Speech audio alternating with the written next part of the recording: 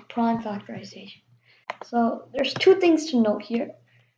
A prime number is any number whose only factors are 1 in itself, and any composite number can be prime factorized. So any composite number is made of prime numbers. And here to note that any can be made of prime numbers because all even numbers are divisible by 2, which is prime number. All even numbers are divisible by 2, which is a prime number. Most numbers are divisible by 3, which is a prime number. And every odd number would be made up of the prime numbers. So we would see this while we do it. So prime factorization means breaking down a number into prime factors. So any number, say like 20, can be broken down into prime factors. You can do it anyway. Like first, you notice that 2 is a prime factor of this, and 2 and 10. So because 2 times 10 is 20. But 10 is not a prime factor, so you would have to break 10 down even more further into 5 and 2.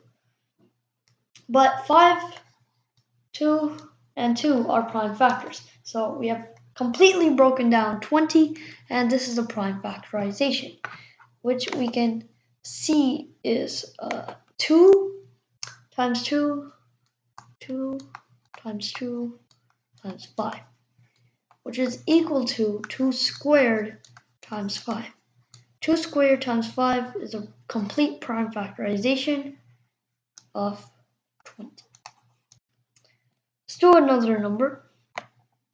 Let's say a more complex number, like take 100, for example.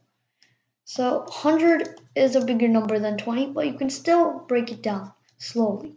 So you have choices, like 100 you can break down, say, into 2, 50.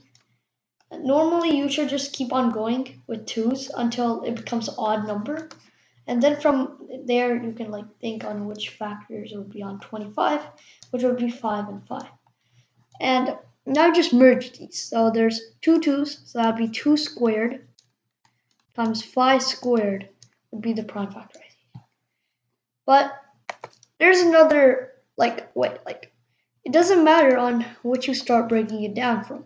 You can start breaking it down from 5 and you would still get the same answer. You go to 20, and we've seen here before that 20's prime factorization is 2 squared times 5.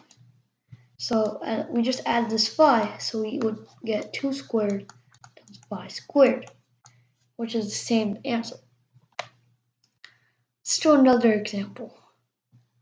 Okay, so another example, let's do a big number like 380. Let's do 380. Okay, so 380.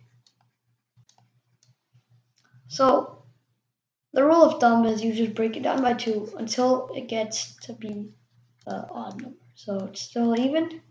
Just break it down as much as you can. Get 95, and that's odd. But we automatically see it's 5. So you can break it down by 5.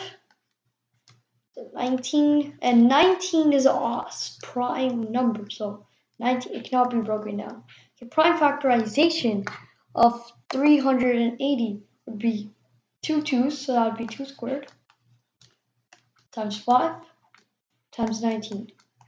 Notice it's wise to just keep it in from ascending order